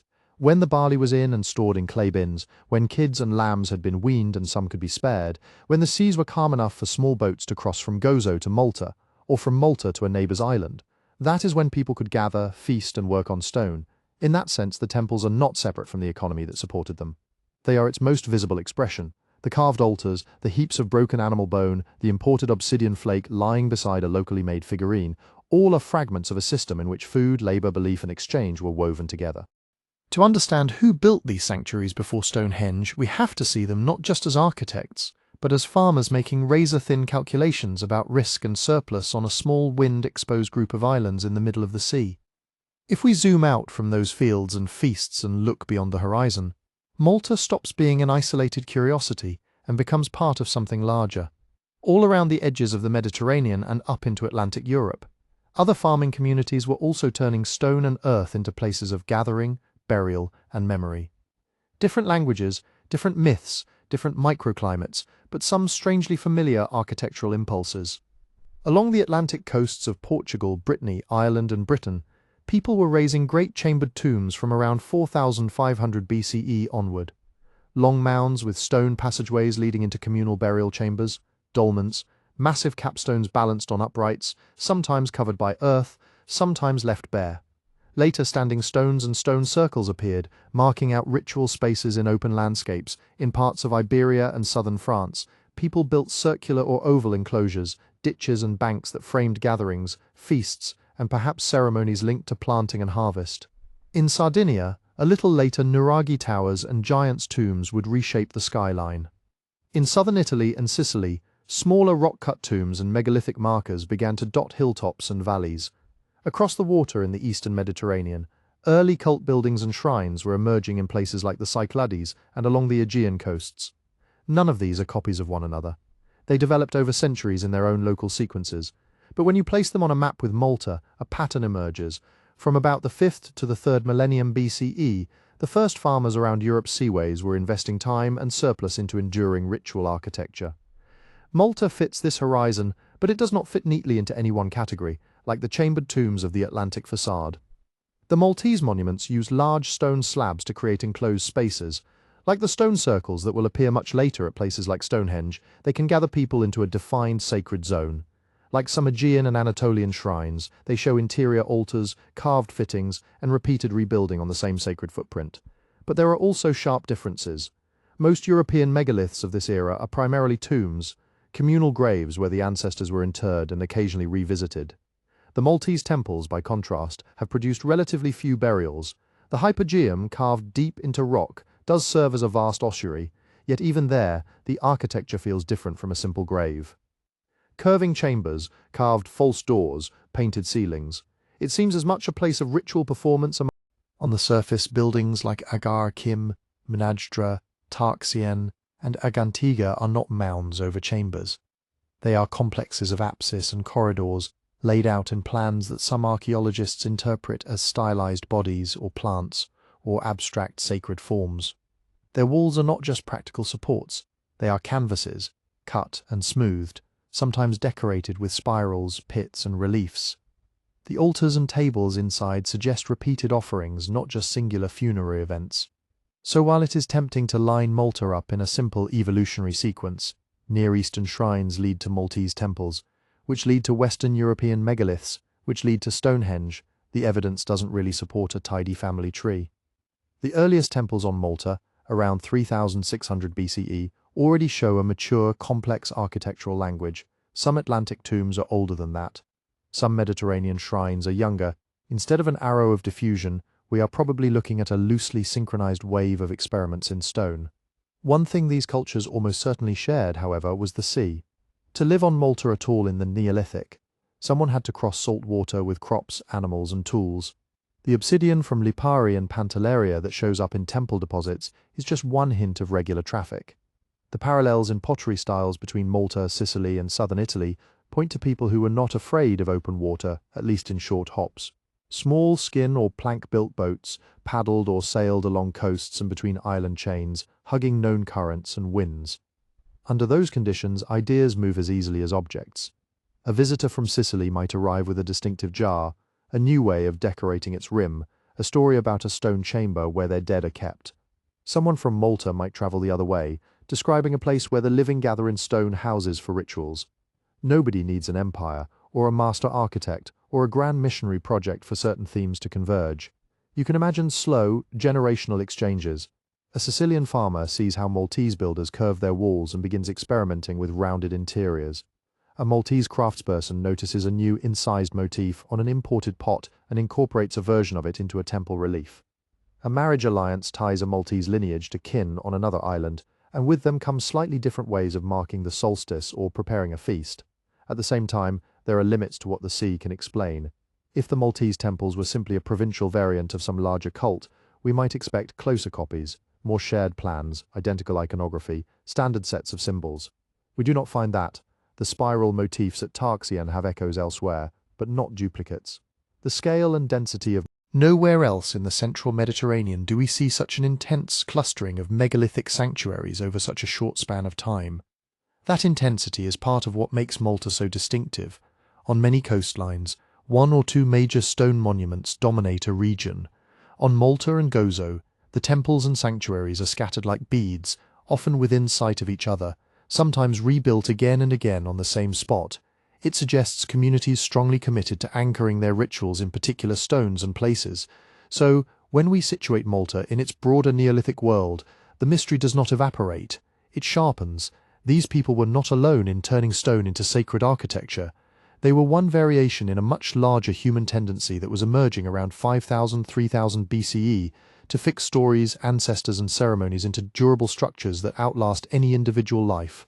Yet, the specific way they did this, the multi-apsed plans, the carved altars, the underworld of the Hypogeum, the sheer concentration of sites on a small, sea-locked platform of limestone, is so distinctive that it resists easy explanation as simple borrowing. We can say they shared seas, traded materials, and probably exchanged ideas with other early farmers from Iberia to the Aegean. We can see them riding the same broad cultural tide that carried megaliths to Brittany and passage graves to Ireland. But why this particular island group produced Europe's first true stone temples of such complexity, centuries before Stonehenge or the pyramids, remains an open question. To get closer to an answer, we have to turn back from the wider map and watch what happens next on Malta itself, when a culture that has invested so much in shrines and stones begins slowly and unevenly to change. When we follow that change forward in time through the archaeology, one thing stands out. At some point after about 3000 BCE, the age of big, elaborate temple building on Malta is over. New temples stop appearing. The great complexes we've been visiting are modified, patched, reused in different ways, and in some cases partly dismantled. By around 2500–2400 BCE, the record of large communal stone sanctuaries, of the sort that began with Ġgantija around 3600 BCE, fades out. The question is why. Archaeologists have been wrestling with that for more than a century, and the honest answer is, we can trace the symptoms of change more clearly than the causes. One of the clearest patterns is in the sequence of building phases. Early on in the Ġgantija and early Tarxien phases, new temples are founded and existing ones are expanded with new apses and facades. The architecture is confident, overbuilt, almost exuberant. Later, we see more renovations than new foundations. Some doorways are narrowed, some spaces are subdivided. In a few cases, stones from one part of a temple seem to have been robbed and reused elsewhere. This gradual shift from expansion to modification suggests that the system which had once poured labour into new monuments was under strain. The environment is the first suspect. Malta in the Neolithic was greener than it is today, but it was never a lush, endless plain. It is a small limestone platform with thin, easily eroded soils, no permanent rivers, and a climate that even in the best of times depends on a few months of rain to carry the year. If you clear too much woodland for fields and firewood, if you terrace hillsides without maintaining them, if you graze herds too heavily, those fragile soils start to slip. Over centuries, that can mean declining yields and more effort for less grain. There are hints that something like this was happening. Pollen cores from around the central Mediterranean show increasing clearance and degradation in many regions by the late 4th and early 3rd millennium BCE. On Malta itself, geomorphological studies suggest episodes of soil erosion and colluviation, sediments washing down slope and infilling low areas. Some researchers think this reflects intensive agriculture pushing the land close to its limits. Add climate variability on top of that. The 3rd millennium BCE is studded with episodes of regional aridity in the Mediterranean. They don't look like Hollywood droughts, no single decade where everything dies, but shifts in rainfall patterns, slightly longer dry spells, more erratic seasons. For a tiny island with no big rivers and no fallback hinterland, even modest reductions in predictable rain could have cascaded through crops, herds, and water storage. If harvests became less reliable, the surplus required to organize large-scale temple construction and ceremonial feasting would have been harder to muster. People may have turned their energy toward terraces, cisterns, and storage pits instead of new sanctuaries. The bones add a quieter layer to this story. Human remains from the Hypogeum and other burial contexts suggest communities that, for much of the temple period, were surprisingly robust, individuals with signs of hard work but not widespread chronic malnutrition. Toward the later phases, some analyses report higher rates of certain stress markers in teeth and bones, indicators of childhood episodes of illness or dietary disruption. It's not a catastrophic collapse, more a background noise of life getting a bit tougher, more uncertain for more people. But the data are patchy. Not every period is equally sampled. Preservation varies. We have to be cautious about drawing sweeping conclusions from a few dozen skeletons. Even if environmental stress and demographic pressure were real, they don't automatically explain why a culture stops investing in a particular kind of sacred architecture. Societies under strain sometimes build more monuments, not fewer. So we also have to consider social change. Temple building on Malta was never just about stacking stones. It was a way of organizing people, of agreeing. generation after generation, that hauling massive blocks up a slope or carving underground chambers was worth the collective effort. If that shared consensus weakens, the stones stay in the quarry. One possibility is that the very stresses we've talked about, soil exhaustion, patchy harvests, water anxiety, made it harder to maintain large island-wide cults centered on a few major sites. Communities might have become more locally focused, more inward-looking, less willing to send labor or offerings to distant temples. Power may have been reorganizing as well. The people who controlled access to sanctuaries, interpreted rituals and managed feasts must have held real influence. If their authority was questioned, perhaps because their rituals no longer worked in the face of failing rains or failing harvests, then their ability to command effort for new building projects would have eroded. Beliefs themselves can shift. The iconography of the later phases looks subtly different. There may be more emphasis on individual cult objects, smaller figurines, localized altars. Some archaeologists think that ritual life was fragmenting, moving from spectacular performances in big stone settings toward more dispersed household-level practices. If spiritual attention turned inward, towards smaller shrines and more personal rites, grand public temples might simply have felt less necessary. There is also the wider Mediterranean context. Around 2500–2000 BCE, other changes are rolling through the region: new materials like copper and bronze, new patterns of exchange, new groups moving along coasts and islands. On Sicily and in southern Italy, burial customs and pottery styles shift. We do not have clear evidence of violent invasion on Malta at this time, but contact with different neighbors could have introduced new ritual fashions, new ways of organizing communities that did not prioritize multi-apt stone sanctuaries. When we put all of this together, the picture that emerges is not of a single dramatic fall, but of a slow turning. Environmental pressures make surplus less abundant. Population dynamics wobble, perhaps periods of growth, perhaps local downturns. Social structures and belief systems adapt. Authority is renegotiated. Ceremonies evolve. Each of these alone might not end temple building. Together, over a few centuries, they could gently close that architectural chapter. And in the gaps of our evidence, we have to leave room for causes we cannot see. A charismatic lineage might have died out. A key sanctuary might have been damaged in a storm or earthquake, shaking faith. A new ritual revelation, remembered in story for generations, but never carved on stone, might have redirected devotion to other forms, now archaeologically invisible. What we can say, with some confidence, is that by the middle of the 3rd millennium BCE, the great wave of temple construction that had begun around 3600 BCE was over. The people of Malta did not vanish. The island does not suddenly empty. But the particular cultural experiment of dense, monumental stone sanctuaries, Europe's first true temples older than Stonehenge or the pyramids, belongs to that earlier horizon. Why they chose or were forced to let that experiment end remains one of the deepest questions in Malta's story. To understand how it echoes into later perceptions, we have to look not only at what they built and why they stopped, but at how later ages decided which stones deserved fame and which could quietly weather by the sea. Part of the answer is simple visibility. If you ask someone to picture prehistoric Europe, the image that usually pops up is a ring of tall stones on a grassy plain. Stonehenge has been folded into centuries of English folklore, romantic poetry, Victorian travel writing, and modern tourism. It appears in school textbooks, fantasy novels, and advertising jingles. It's a symbol as much as a site. Malta's temples, even though they're 1,000 years older than Stonehenge and roughly contemporary with the earliest pyramids in Egypt, never had that long run in the spotlight. For most of their existence after the Neolithic, they were just there. Low, tumbled mounds on the edges of fields. Curious piles of big stones on a distant island. Local farmers knew them, walked past them, occasionally pulled out a block to mend a wall. But they weren't woven into a great empire's mythology, or used as a coronation stage, or claimed as a national symbol by a powerful kingdom. Being forgotten for 3,000 or 4,000 years is not a great marketing strategy. When antiquarians and early archaeologists in northern Europe were puzzling over megaliths in the 17th, 18th, and 19th centuries, they were mostly looking at sites they could ride out to in a day. Stonehenge, Avebury, the alignments in Brittany, the dolmens of Denmark, those became the reference points for ancient Europe, partly because that's where the scholars lived and wrote and drew. Malta lay far to the south, past the Straits of Gibraltar or across the length of the Italian peninsula, a small dot in a sea controlled by various empires. To reach it required time, money, and purpose. Even when visitors did pass through, their agendas were often military, political, or religious, not archaeological. So the story that was first written about European prehistory, in early books and atlases, was a northern and western story. the Mediterranean, and especially a tiny limestone island on its edge cameos late. Preservation and presentation sharpen the contrast. Stonehenge today is a very simple, legible shape, a ring of uprights and lintels standing in a clean circle with a broad approach and open views. Centuries of clearance and landscaping have emphasized that form. Even someone seeing it from a passing car or a stock photo understands, instantly, monument. Malta's temples are more intimate and more complex.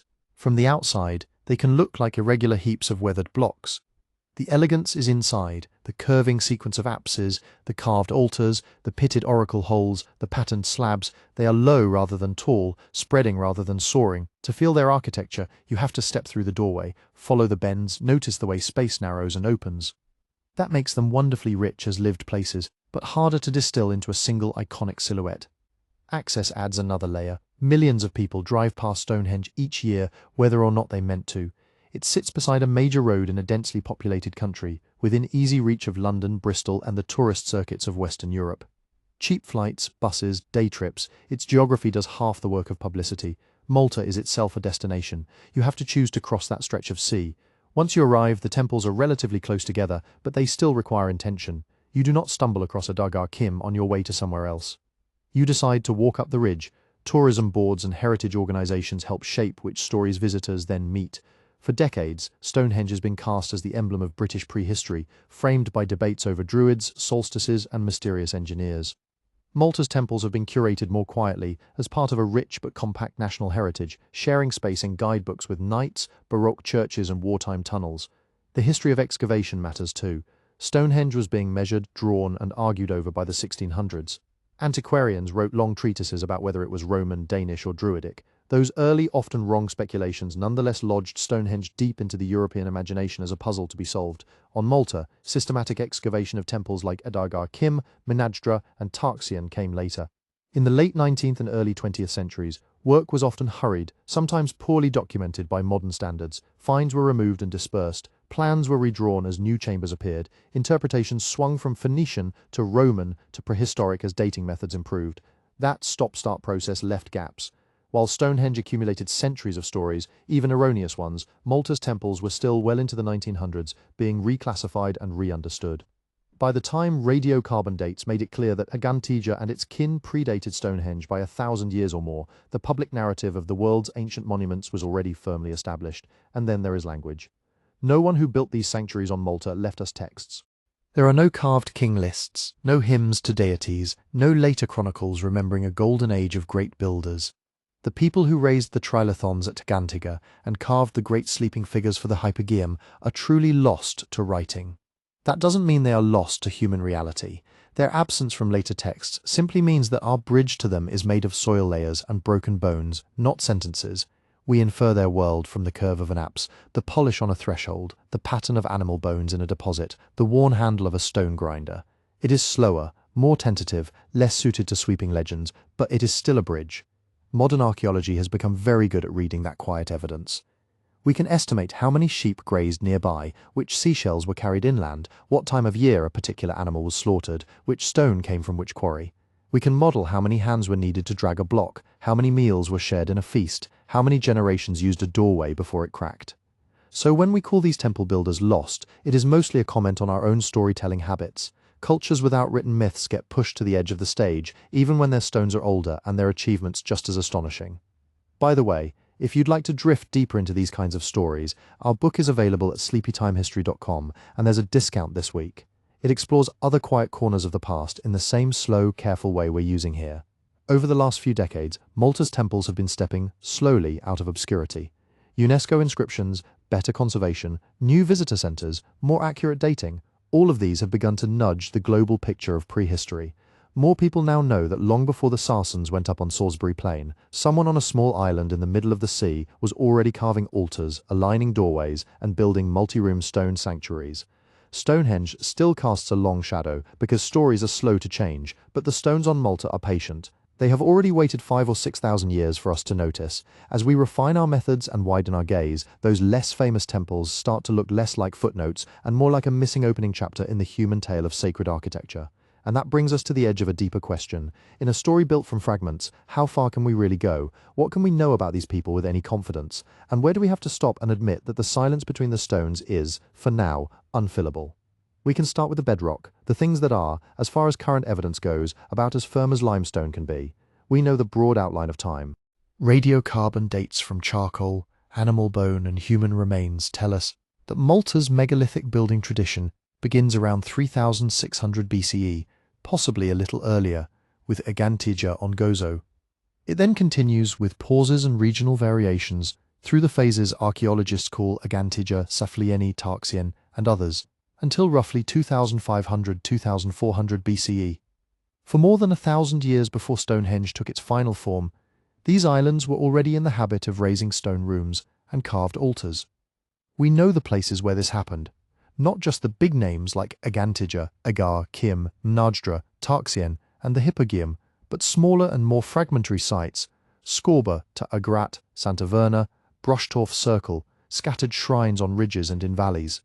Seen together, they form a dense constellation across Malta and Gozo, most of them on slight rises, close to arable land, within sight or easy reach of the sea.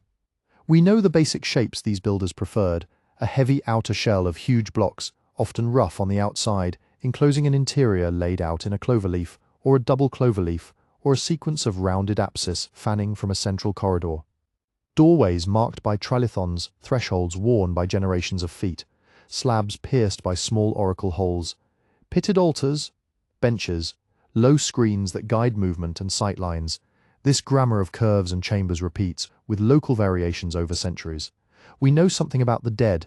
The Hypogeum alone contained the bones of thousands of people, layered and rearranged over time, mixed with beads, shell pendants, carved figures, and ochre.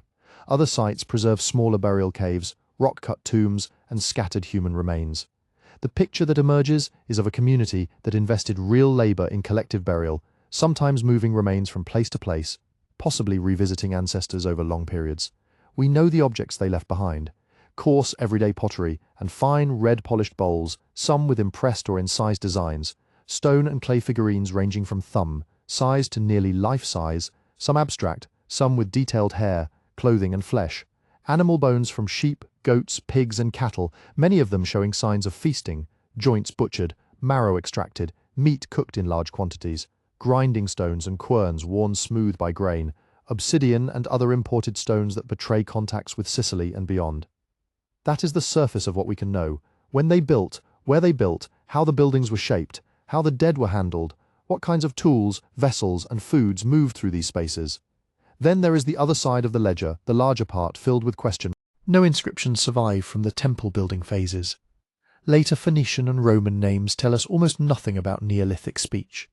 We do not know the full shape of their beliefs. We can infer that these were ritual spaces. The architecture and deposits are hard to explain otherwise. We can cautiously suggest that ancestors, the dead, and perhaps particular animals had special status. We can notice that some figurines emphasize bodies that are soft, heavy, and at rest, and we can wonder if ideas of fertility, protection, or abundance were important. But we cannot attach fixed names to deities, or reconstruct a pantheon, or say with confidence that one figurine is a mother goddess while another is a priest. We do not know how leadership worked. The labor needed to build Ġgantija or Tarxien implies coordination, planning, and some form of authority or influence. But was power held by a few lineages, by councils of elders, by ritual specialists, by households that owned land and animals? Did leadership pass down family lines, or was it more fluid? The stones are silent on that point. We do not know what a normal day looked like inside the temples. We can see traces of big episodes, feasts, phases of rebuilding, periods when burials intensified or stopped, but not the regular pulse of smaller acts. Were there daily offerings at dawn and dusk? Weekly gatherings? Seasonal rites only? Did people enter barefoot? Did only a few go inside while others stayed in an outer court? The architecture hints, the wear patterns hint, but the exact choreography is lost. Between these two realms, the known and the unknown, there is a wide middle ground where science and careful imagination meet. Future work will narrow some of the uncertainties. More refined dating, using improved radiocarbon calibration and new techniques on tiny samples, can sharpen the sequence. Which temple was remodeled when, how quickly building styles changed, whether certain islands or valleys took the lead at different times. High-precision dates from individual burial layers can show whether the hypogeum was used continuously or in pulses, whether some temples saw intense bursts of activity and then long quiet spells. Ancient DNA, where it survives in bone fragments or teeth, can sketch family trees and movements. It could tell us whether the community using Tarxien was closely related to the people buried in the hypogeum, whether migrants arrived in new waves from Sicily or further afield, whether the population shrank, mixed or diversified before the temple tradition ended. Isotope analysis, the signatures of particular waters and soils locked into teeth and bones, can reveal where individuals grew up, whether livestock were grazed locally or moved across the islands, how diets shifted over centuries. Landscape archaeology, using LiDAR, drone surveys and soil chemistry, can map fields. It can turn isolated sites into lived-in districts, showing how shrines related to villages, terraces, water sources, and the changing coastline. As sea levels rose and bays altered, new maps can help us see how routes, harbours and sightlines changed with them. Conservation and slow detailed excavation will do something subtler. They will allow us to notice the small things we once ignored. A pattern of microscopic wear on a threshold. The particular way soot coats one corner of a chamber but not another, tiny residues on altar tops. These are the clues that, when added up, might bring us closer to the rhythm of ritual without forcing it into modern stories. All of this encourages a certain kind of wonder, not the wonder that reaches for lost continents or distant galaxies to explain what stands plainly in front of us, but a quieter amazement at what small farming communities, with stone tools and wooden levers, actually did. They quarried and moved blocks weighing tens of tons. They designed complex, curving buildings that still stand after 5,000 or 6,000 winters. They coordinated feasts big enough to leave layers of bone and ash. They carved figures whose faces even now seem to hover between sleep and waking. We do not need Atlantis or visitors from the stars to make their achievements impressive. They are impressive precisely because they were human, built at a human pace, by hands that knew hunger, weather, and fatigue. And as we gather more data, the mystery will not disappear. It will simply change shape, becoming less about vague marvels and more about particular people. A woman whose teeth show she grew up on the other island, a child buried with a shell from a distant shore, a mason whose favorite curve appears in several temples. In the next and last step of our walk, we'll stay with that scale. We'll move back through the doorways, Ġgantija's tall trilithons, Mnajdra's low passages, Tarxien's carved slabs, and linger for a while with the idea that, for all our instruments and dates and theories, the most enduring trace these builders left us is the simple fact that they were here and that they made something lasting out of stone and shared belief. So, let's take that last walk. You step back through a trilithon and your hand brushes the stone. It's not smooth, it's pitted, weathered, faintly salty from centuries of sea air. Under your fingers you can feel the difference between the rough outer blocks and the more carefully finished inner faces, where someone, 5,500 years ago, stood for hours pecking and rubbing until the surface felt right. You pass a narrow threshold where the floor dips, worn down by bare feet or sandals. The air changes as you cross it. Outside, there is heat and glare and the sound of waves, cars, modern voices. Inside, there is a small drop in temperature, a hush, a sense that sound doesn't carry as far. Even with tourists and guide ropes, the chambers hold onto a coolness that belongs to another rhythm of time. Each apse bends you out of the straight line of the world. Low screens steer your body. Doorways frame patches of sky. In Mnajdra, the sea is a bright slice between stones. At Tarxien, carved spirals catch the light differently as you move, swelling and shrinking with your steps. At Ġgantija, the outer wall rises so heavily that the inner rooms feel cradled, almost hidden. We call the builders lost because their names, languages, and stories are gone. But they are not silent. In the way thresholds pinch and open, in the choice to place a temple on a ridge instead of a valley floor, in the care taken with one altar and not another, their decisions are still legible. Community, belief, and craft met in this limestone.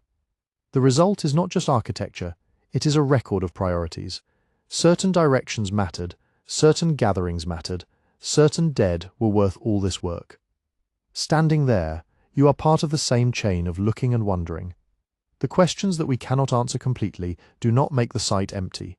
They make it larger, full of room for careful thought, for respect, for the simple recognition that long before Stonehenge or the pyramids, people here were already shaping stone to hold meaning. If you've enjoyed drifting through that world tonight, you can help this kind of slow, thoughtful history reach more people. You can like this video, subscribe to the channel, and if you'd like to keep walking through ancient places with me, leave a comment letting me know where you're listening from.